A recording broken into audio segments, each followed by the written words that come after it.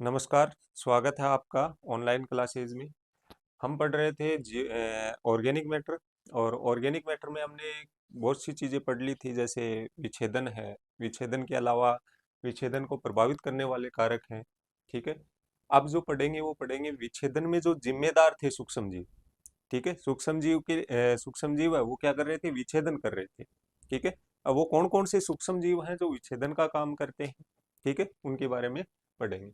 तो पहला जो सूक्ष्म जीव है, माइक्रो ऑर्गेनिज्म है, वो क्या है, जीवाणु। क्या है, जीवाणु। ठीक है।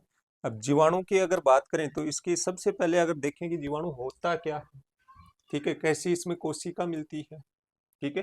तो सबसे पहले जीवाणु की अगर बात करें तो कोशिका की अगर बात करें तो ये कैसा होता है बेटा, एक कोशिकीय।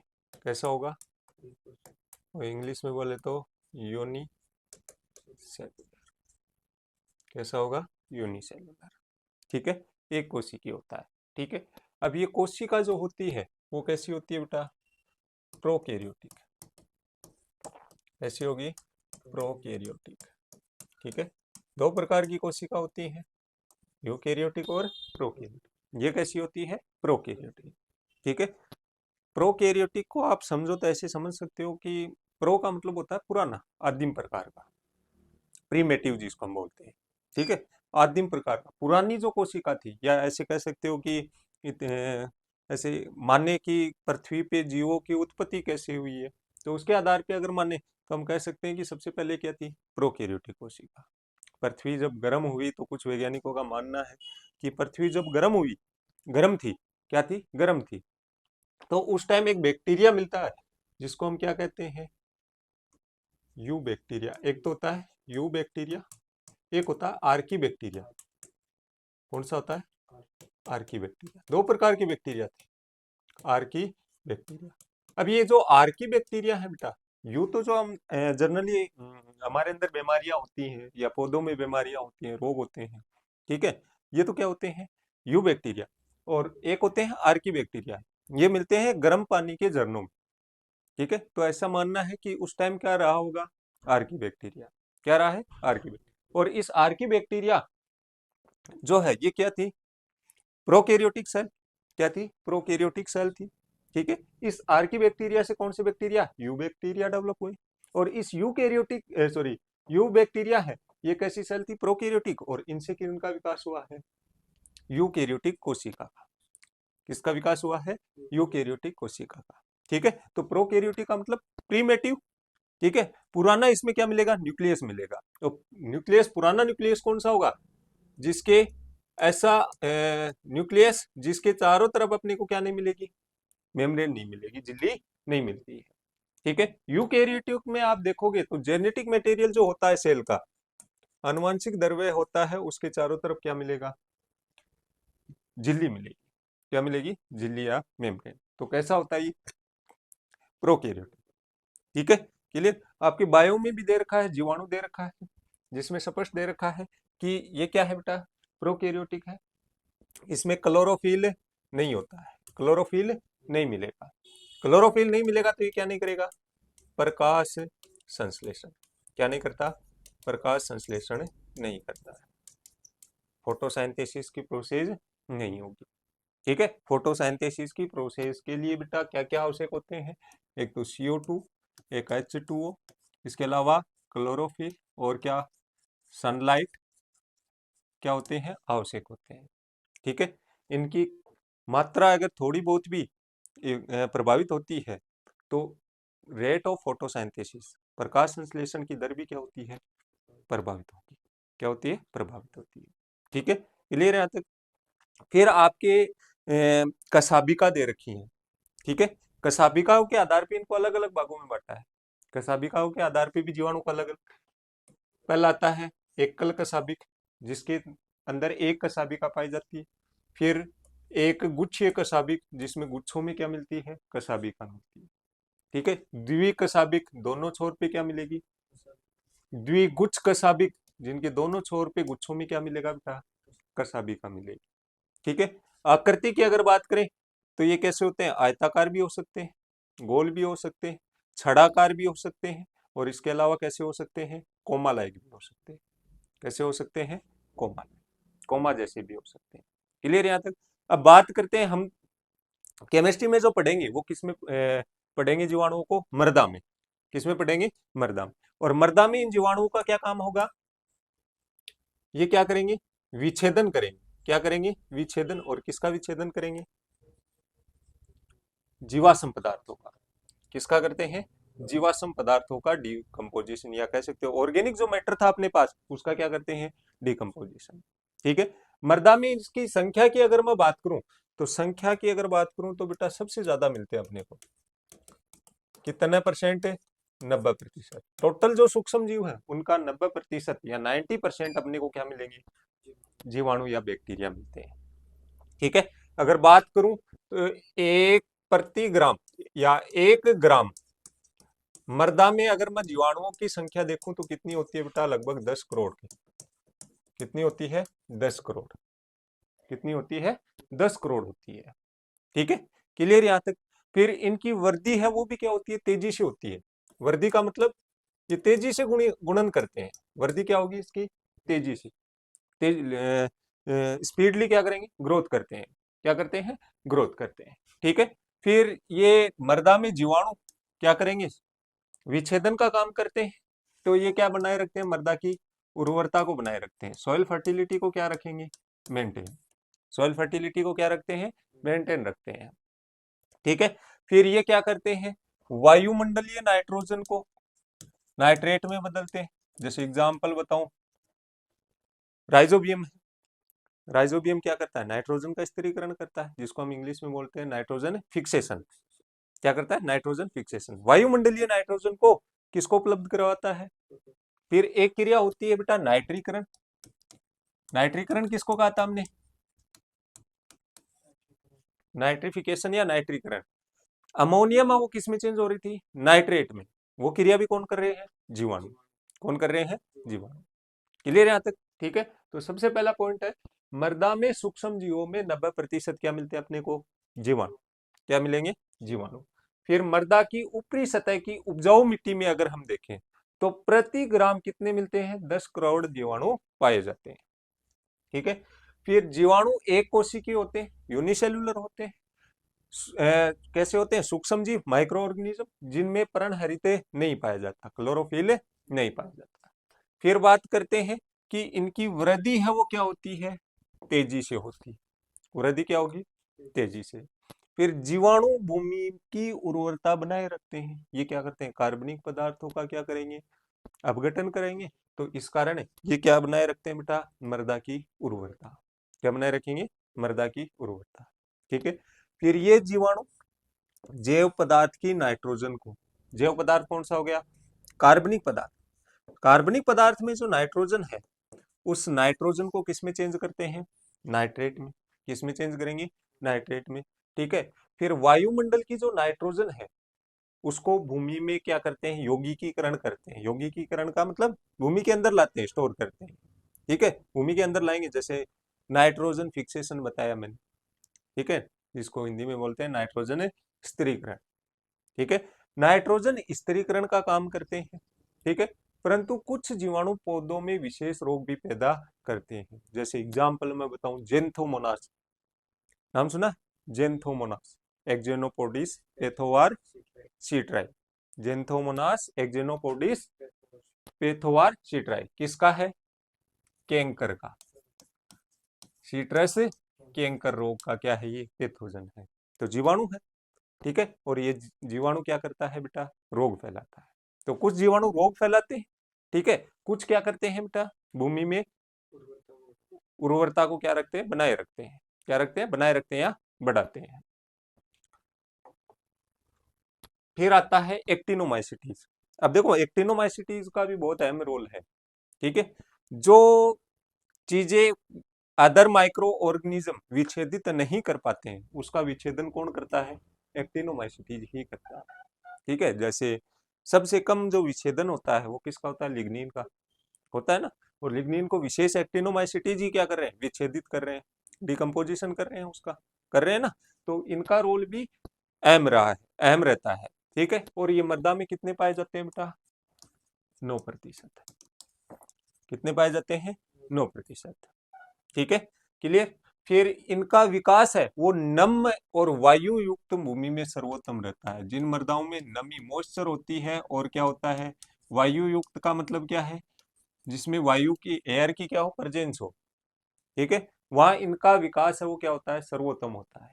इनका डेवलपमेंट क्या होगा, ठीक है, वेल एरिडेटेड या वायु युक्त, मतलब उसमें बनी रहे, या कह सकते हो एरिएशन होता रहे।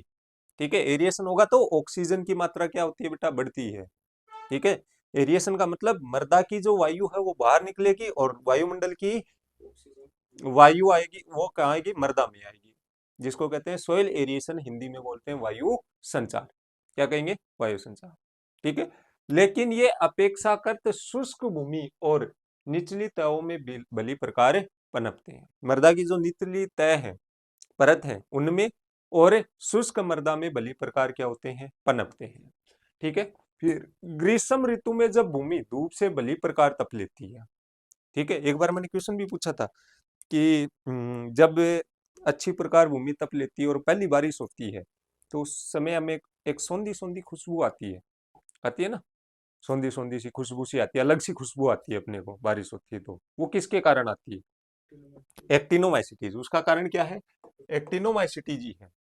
ठीक है, तो ग्रीष्म ऋतु में जब भूमि तप धूप से भली प्रकार तप लेती है, उसके बाद पहली वर्षा होने पर उस भूमि से सौंधी सौंधी सुगंध आती है। ये सुगंध किसके कारण, एक्टिनोमाइसिटीज। ठीक है, फिर ये जीव भूमि में जैव पदार्थों का विलयन कर उनमें से पौधे के विभिन्न पोषक तत्वों को क्या करते हैं, मुक्त करते हैं। तो कह सकते हैं एक प्रकार से क्या करेंगे, जीवाश्म पदार्थों को तोड़ेंगे। क्या करेंगे, जीवाश्म पदार्थों को तोड़ेंगे। फिर है एक्टिनोमाइसिटीज विभिन्न यौगिकों को सरल रूप में बदलकर पौधों के लिए क्या बनाते हैं, उपयोगी। ठीक है, अब वही बात आ गई, मैंने विच्छेदन भी आपको यही बताया था। विच्छेदन का मतलब ही क्या है, जो अपने पास कॉम्प्लेक्स कंपाउंड है, कॉम्प्लेक्स का मतलब जटिल यौगिक है, क्या है, जटिल यौगिक, उन जटिल यौगिकों को किसमें परिवर्तित कर देते हैं, सरल यौगिक में। किसमें, सरल यौगिक। जैसे एग्जाम्पल में अगर बताऊं तो मेरे पास ये था C6H12O6 या C6H12O6, किसका सूत्र है, ग्लूकोज का केमिकल फॉर्मूला। इसका विच्छेदन होगा तो ये किसमें टूटेगा, CO2 प्लस H2। अब देखो इससे ये क्या है, सरल है। तो पहले ये क्या था, जटिल था, इसको किसमें तोड़ दिया, सरल में। इस प्रोसेस को ही हमने क्या कहा था, डिकम्पोजिशन या विच्छेदन। क्या कहा, डिकम्पोजिशन या विच्छेदन। और एक्टिनोमाइसिटीज भी क्या करते हैं, विच्छेदन का काम करते हैं। ये क्या करेंगे, जो विभिन्न यौगिकों को क्या करते हैं, सरल रूप में बदलकर पौधों के लिए क्या बनाते हैं, उपयोगी। जटिल होंगे तब तक पौधों के लिए क्या नहीं होंगी, ज्यादा उपयोगी नहीं होंगी। तो ऐसे डायरेक्ट अगर पत्ती डाल देगा तो पौधे उनमें से पोषक तत्व ले पाएंगे क्या, नहीं ले पाएंगे। पहले उसका क्या होगा, विच्छेदन। विच्छेदन होगा तो वो किस में परिवर्तित होगी, सरल, सरल यौगिकों में। उसके बाद वहां से पोषक तत्व कौन लेगा, पौधे। तो पौधों के लिए तभी उपयोगी होगी। ठीक है, चलो फिर नेक्स्ट आता है कवक। कवक या इसको इंग्लिश में बोलते हैं फंजाई। ठीक है, अब देखो ये कवक की अगर बात करूं तो ये कैसी कोशिका है बेटा, यूकेरियोटिक है। कैसी है, यूकेरियोटिक। ठीक है, अब यूकेरियोटिक में क्या है, वेल डेवलप, तो अपने को क्या मिलेगा, न्यूक्लियस मिलेगा, सेल ऑर्गेनल्स मिलेंगे। क्या मिलेंगे, सेल। ठीक है, अब यहाँ जो श्वसन स्थल होगा वो क्या होगा, माइट्रोकॉन्ड्रिया। क्या होता है, माइट्रोकॉन्ड्रिया। ठीक है, लेकिन जीवाणु में अगर पूछे तो क्या होगा, मीजोसोम। जीवाणु में क्या होता है, माइट्रोकॉन्ड्रिया की जगह मीजोसोम होता है। ठीक है, क्लियर यहाँ तक।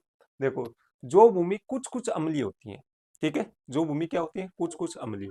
ठीक है, अब ये कवक है ना बेटा, देखो अम्ल का नाम आया है यहाँ, तो कवक 5.5 से भी नीचे अम्लता वाली मृदा है, उनमें भी भली प्रकार क्या कर जाती है, सर्वाइव कर जाती है।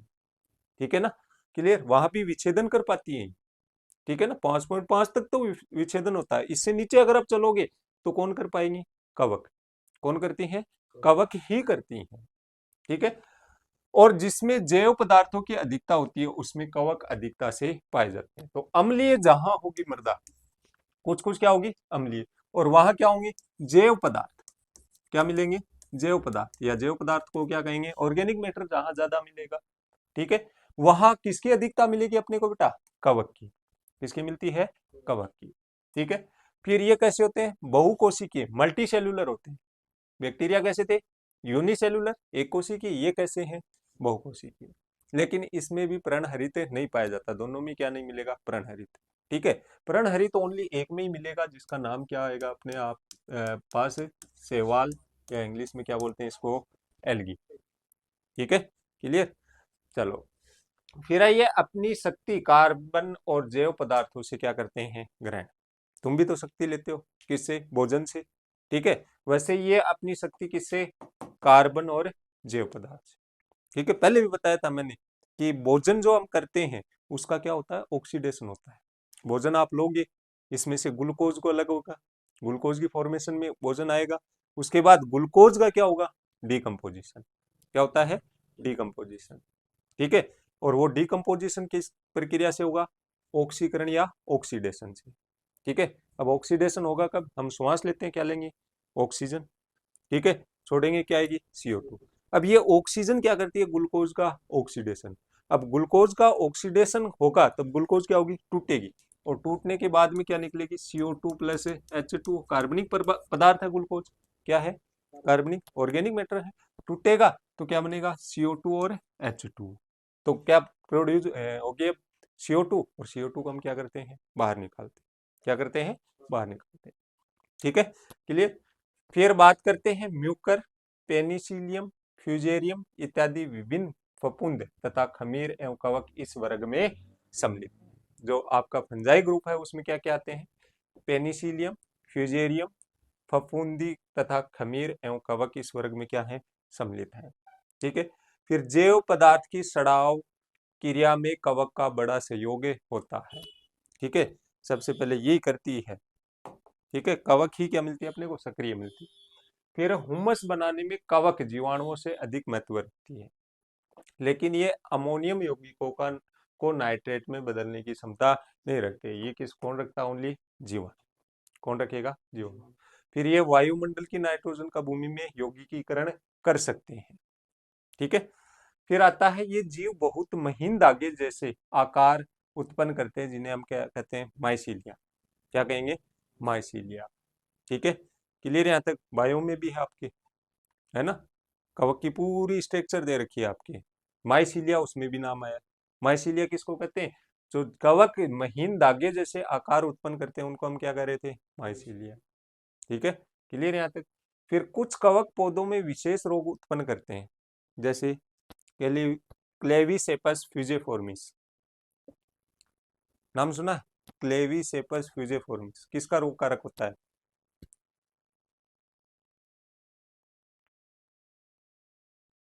हरित बाली का होता है या अर्गट का होता है? हम्म, नहीं, हरित बाली का तो सर्कोस्पोरा।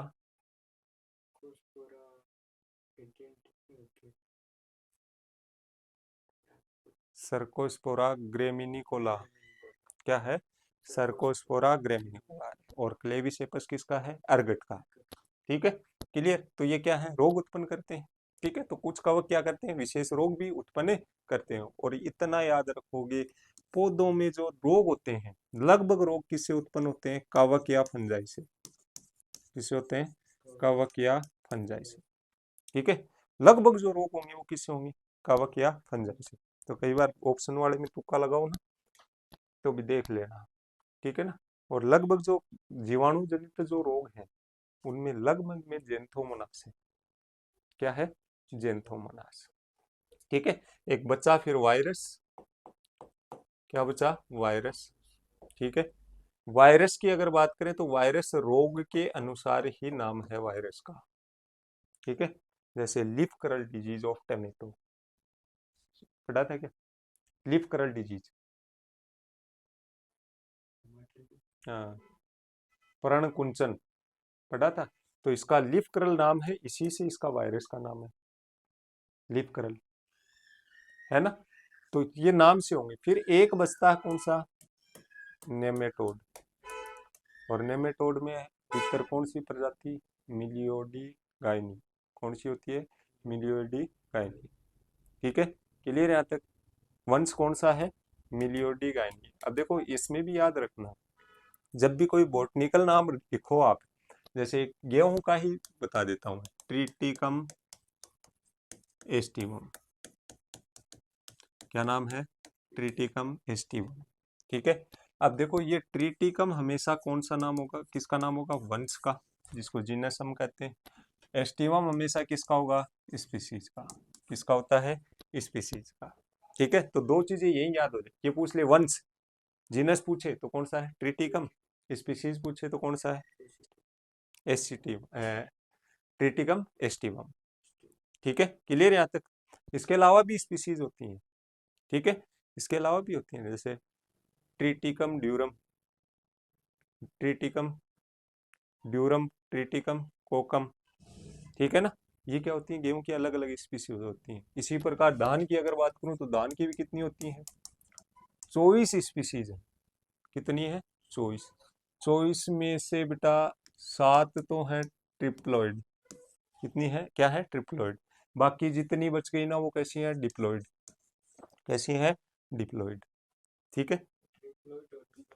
टी, देखो डिप्लॉइड को 2n गुणसूत्र 2 के जोड़े में होते हैं, इसमें कितने के जोड़े में, 3 के जोड़े में, ठीक है ना, डिप्लॉइड और ट्रिप्लॉइड, ठीक है। द्विगुणित और त्रिगुणित, हिंदी में क्या बोलते हैं, डिप्लॉइड को द्विगुणित और इसको हम क्या बोलेंगे, त्रिगुणित, ठीक है। क्लियर है यहाँ तक। फिर इसमें से भी दो ही स्पीसीज क्या है, कल्टीवेटेड, दो स्पीसीज क्या है, कल्टीवेटेड, ठीक है। और इंडिया में एक ही होती है, कौन सी, ओराइजा सेटाइवा। इसकी भी 3 सब स्पीसीज है, कौन कौन सी, एक याद कर लेना, जेपोनिकम, जावानिका और इंडिका, ठीक है ना, 3 स्पीसीज है। क्लियर है यहाँ तक, ठीक है। चलो तो फिर आते हैं एल्गी, शैवाल, क्या आते हैं, एल्गी या शैवाल, ठीक है। इस वर्ग में क्या आते हैं, अति सूक्ष्म से लेकर कुछ बड़े पौधे शामिल है, जिनमें क्या होता है, पर्णहरित होता है, क्लोरोफिल मिलेगा इनमें, क्या मिलेगा, क्लोरोफिल। फिर अधिक नम स्थानों में शैवाल अधिकता से पाए जाते हैं, और इनका यूज भी करते हैं बेटा हम, दहन है ना, पेडी, पेडी में करते हैं, पेडी में एल्गी का यूज करते हैं, ठीक है, किसके रूप में, बायो फर्टिलाइजर, जैव उर्वरक के रूप में, ठीक है ना। गेहूं अनाज वाली फसलें है ना, उनमें याद रखिएगा एजेक्टोबेटर, नाइट्रोजन फिक्सेशन के लिए, धान में एल्गी, ठीक है। पल्सेज में, दलहनी फसलों में राइजोबियम, कौन सी स्पीसीज, राइजोबियम, ठीक है। क्लियर। एक राइजोबियम की स्पीसीज आती है, राइजोबियम मेलिलोटी, राइजोबियम मेलिलोटी। इसका यूज कहाँ करते हैं, कौन सी फसल में करते हैं, हम्म, रीजगे में करते हैं, किस में करते हैं, रीजगे में, ठीक है। क्लियर यहाँ तक। तो अधिक नम स्थानों में शैवाल अधिकता से पाए जाते हैं, ठीक है। फिर कुछ शैवाल का विशेष महत्व है, जीवाणुओं को उनके निम्नलिखित कार्यों के संपादन में सहायता पहुंचाना है। कौन कौन से हैं, पौधों के ऊतकों का अपघटन करने में, दूसरा पोषक तत्व का विमुक्तीकरण करने में, तीसरा हुमस का संश्लेषण करने में, ये क्या करते हैं, जीवाणुओं की सहायता करते हैं, क्या करते हैं, सहायता। फिर आता है प्रोटोजोआ, क्या आएगा, प्रोटोजोआ। ये भी कैसे होंगे बेटा, एक कोशिकीय जीव होते हैं जो बैक्टीरिया की अपेक्षा क्या होंगे, बड़ा है, क्या होंगे, बड़े। एक कोशिकीय यूनिसेल्युलर है, लेकिन बैक्टीरिया या जीवाणु की अगर बात करें, जीवाणुओं से ये क्या होंगे, बड़े होते हैं, क्या होंगे, बड़े।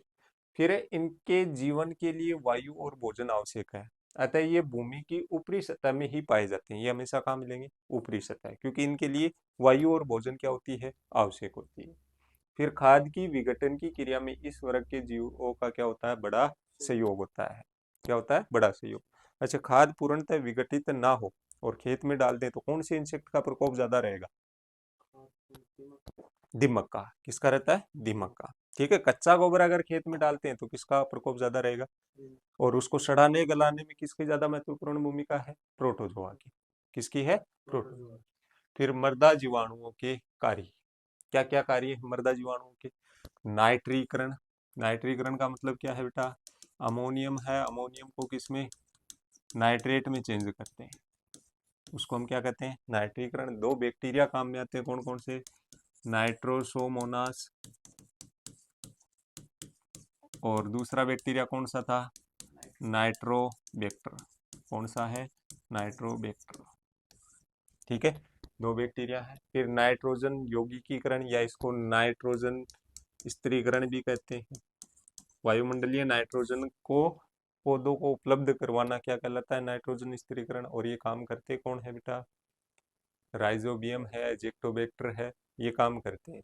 ठीक है, क्लियर। देखो स्थिरीकरण की अगर बात करें तो स्थिरीकरण भी दो प्रकार का होता है, एक सहजीवी और एक असहजीवी, सिम्बायोसिस और नॉन सिम्बायोसिस। ठीक है, सिम्बायोसिस का मतलब है या सहजीवी का मतलब है, जैसे राइजोबियम क्या बनाता है? ग्रंथिया, नोड्स बनाता है किसमें? रूट्स में। और वहां रह के क्या पौधे से क्या लेता है? कार्बोहाइड्रेट, और बदले में पौधे को क्या देता है? नाइट्रोजन। इसको तो क्या कहेंगे? सहजीवी या सिम्बायोसिस।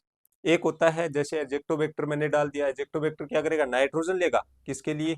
अपने एनर्जी के लिए, ऊर्जा के लिए, या अपने उत्तक निर्माण के लिए या उत्ती निर्माण के लिए। ठीक है, और मरने के बाद में मर्दा में क्या देगा? नाइट्रोजन। मरने के बाद में क्या देता है? नाइट्रोजन। इसको हम क्या कहेंगे? Non symbiosis. ठीक है, असहजीवी। फिर कार्बोहाइड्रेट का विभंजन अथवा जैव द्रव्य का खनिज में परिवर्तन। कार्बोहाइड्रेट को किस में चेंज करेगा? खनिज में। फिर है विनाइट्रीकरण। क्या है? विनाइट्रेट। अब नाइट्रेट का किस में चेंज होना बेटा? नाइट्रस ऑक्साइड में चेंज होना या नाइट्रोजन गैस में चेंज होना, क्या कहलाता है? विनाइट्रीकरण। क्या कहलाता है? विनाइट्रीकरण। ठीक है, तो विनाइट्रीकरण भी किसके द्वारा होता है? जीवाणुओं के द्वारा। किसके द्वारा होगा? जीवाणुओं के द्वारा। ठीक है, फिर आता है नाइट्रोजन स्थिरीकरण। क्या आता है? नाइट्रोजन स्थिरीकरण। देखो वायुमंडल में नाइट्रोजन की मात्रा आयतन के आधार पे कितनी होती है? 78%, और बाहर के आधार पे कितनी होती है? ठीक है, फिर वायुमंडल की नाइट्रोजन को जीवाणु द्वारा ग्रहण कर भूमि या पौधों को उपलब्ध कराना क्या कहलाता है? नाइट्रोजन स्थिरीकरण। ठीक है, फिर नाइट्रोजन स्थिरीकरण दो प्रकार का होता है, अभी बताया है। ठीक है, अब दो प्रकार की इसमें जीवाणु क्या लेते हैं? भाग लेते हैं। पहला कौन सा? सहजीवी नाइट्रोजन स्थिरीकरण, सिम्बायोटिक नाइट्रोजन फिक्सेशन। और दूसरा कैसा है? जिसको हम क्या बोलते हैं? Non symbiotic nitrogen fixation. असहजीवी नाइट्रोजन स्थिरीकरण दो प्रकार का होता है। पहला आता है सहजीवी नाइट्रोजन स्थिरीकरण। ठीक है, क्या आता है? सहजीवी नाइट्रोजन स्थिरीकरण। ठीक है, अब ये सहजीवी नाइट्रोजन स्थिरीकरण पढ़ेंगे अगली क्लास में। ठीक है, टाइम हो गया, चलो।